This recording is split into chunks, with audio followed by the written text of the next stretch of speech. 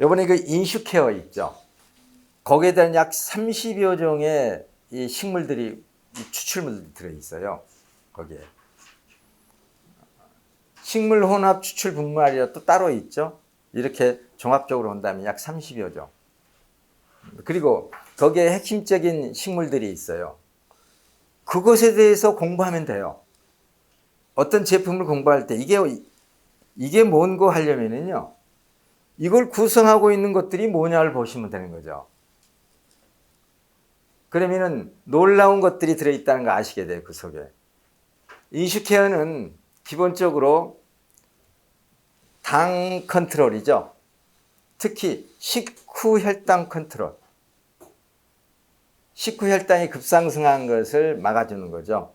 그리고 세포막의 염증으로 인해서 세포가 다른 세포하고 정보를 교환하는 안테나가 있어요. 그것을 수용체라고 그래요. 수용체. 이렇게 생겼어요. 이게 세포라고 하면 이렇게 생겨요.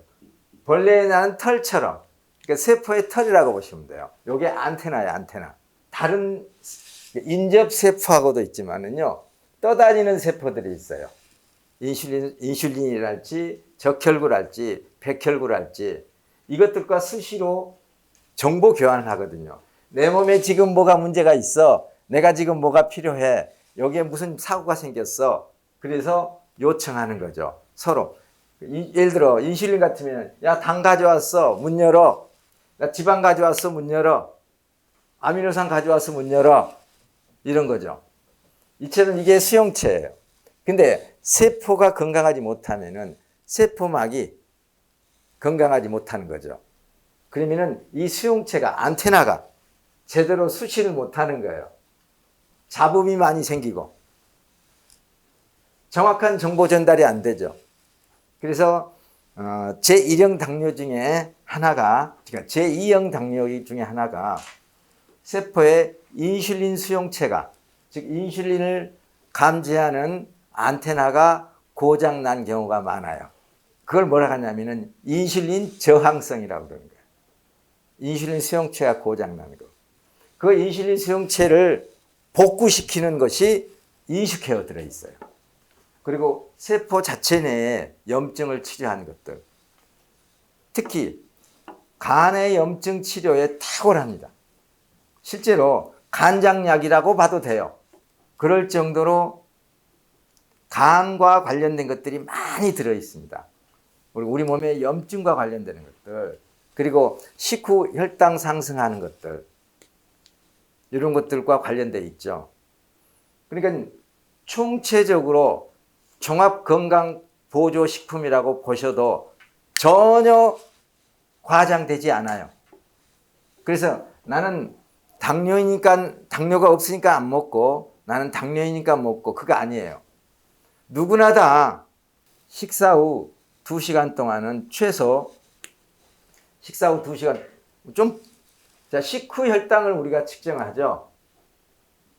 식후 2시간 후 혈당이 120이 나와야 되는데, 물론 식후 1시간 만에 120까지 내려가는 사람도 있어요. 그리고 소식한 사람들은 식후 1시간 이내에 바로 120에서 100으로 떨어진단 말입니다. 그러니까는 넉넉 잡아서 건강하다고 하는 사람들도요, 정상적인, 예를 들어 밥 한 공기를 먹었다, 한 끼에. 그러면 누구나 다 정상적인 사람도 식후 1시간 동안은 다 당뇨 환자예요. 다 당뇨 환자입니다. 하루 3끼를 먹었어요. 그러면 하루에 3시간 동안 당뇨 환자고요. 내가 하루에 7끼를 먹었어요. 그럼 하루 7시간 동안 당뇨 환자인 거예요. 그리고 당 상태 보세요. 요게 얼마나 식후 혈당이 높으냐에 따라서 당뇨 환자로서 당이 얼마나 높으냐가 똑같은 거예요. 이거에 의해서 이제 성인병이, 즉 대사성 증후군들이 세월 속에서 만들어지는 겁니다. 소식을 한다 할 때는, 소식을 하게 되면은 다른 사람보다 훨씬 더 혈당이 높은 시간이 짧죠. 그리고 간식을 안 하면 더 짧고요. 만약에 아침을 먹었어요. 간식을 먹었어요? 점심을 먹었어요? 오후에 간식을 했어요? 또 간식을 했어요? 저녁을 먹었어요? 야식을 했어요?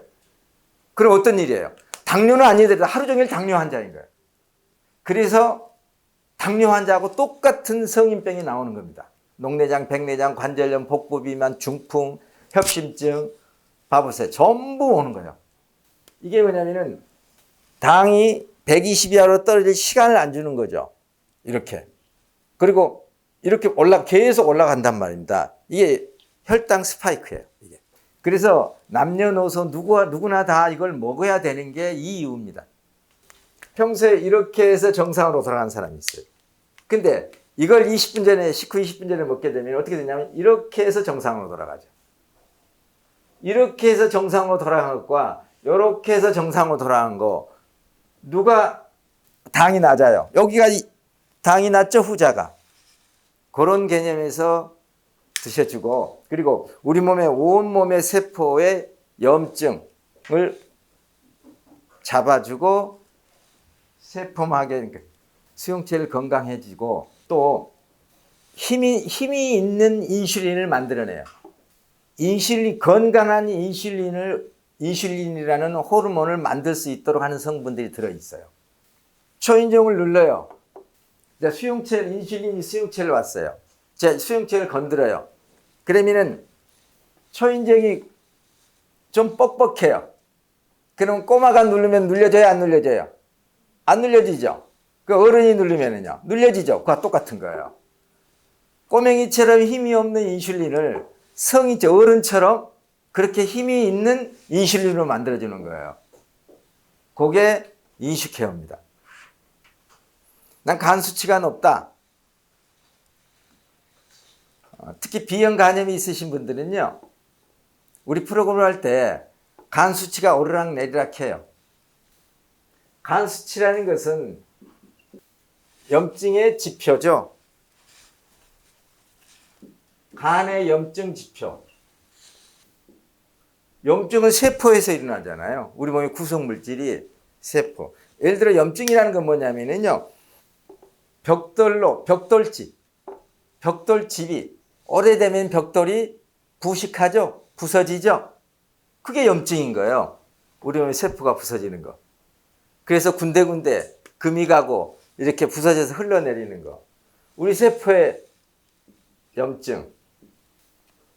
누구든지 내 몸의 염증을 순식간에 확 올려버릴 수 있어요. 누구나 할 수 있어요. 내 몸에 염증을 일으키게 하는 어떤 내가 잘못된 어떤 행동을 해요. 그러면 맨 먼저 어디에 염증이 일어나냐면 간에 염증이 일어나요. 많이 먹으면 무조건 염증 생겨요. 과식, 폭식. 과식과 폭식 차이를 아세요?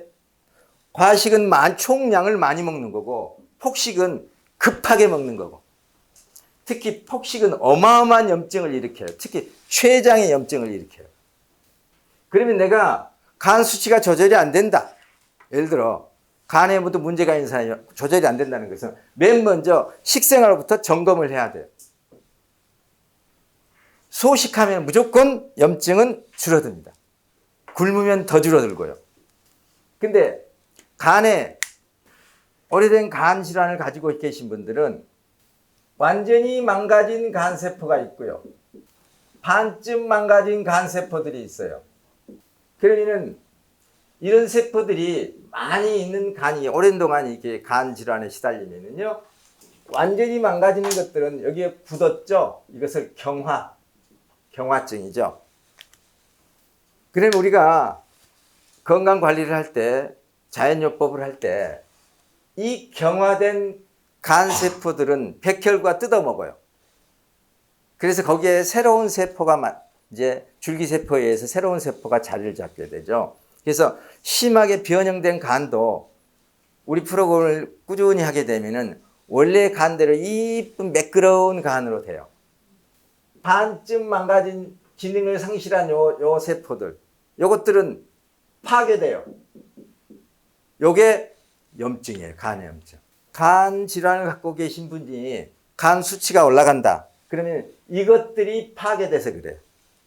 정상세포가 파괴되는 게 아니라.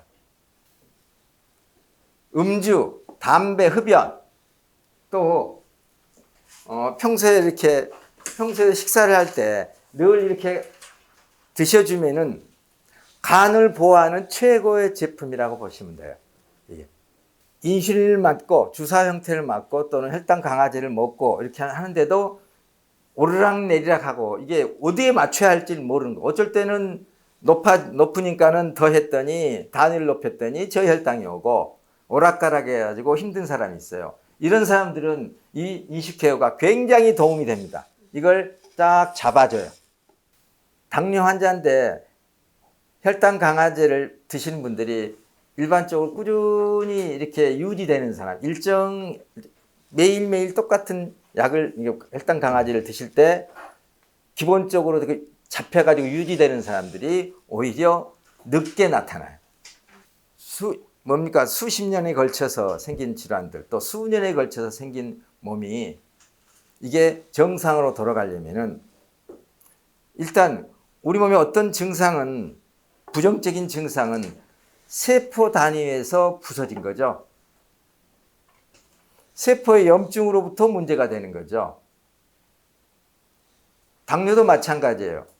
지방세포의 염증으로부터 시작되는 거예요. 그러면은 지방세포의 염증이면은 이제 수용체에 문제가 오고 또 잘못된 식생활 속에서 이소성 지방들이 많이 조직 속에 들어앉게 되죠. 배이게 되죠. 근육세포 사이에는 지방이 안 들어 있어야 되죠.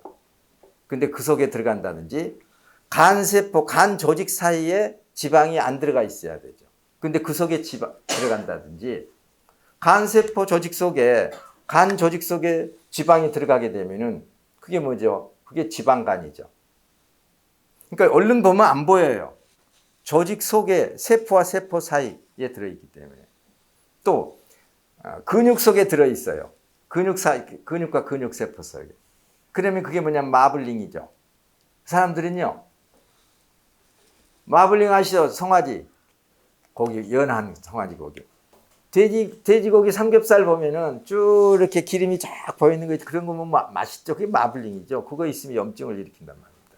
그러면은 그런 근육이 있는 사람도, 오랜 비만 있은 분들은요, 이 대퇴부가 여기 있죠. 대퇴부가 제 허리통만 하죠. 이렇게. 요만큼 하단 말이에요. 대퇴부가. 그럼 이게 단단해요. 그러면서 이 사람이 다이어트를 하려고 많이 걸었단 말입니다. 그래서 자기는 다리통 하나만큼은 근육이라고 생각해요.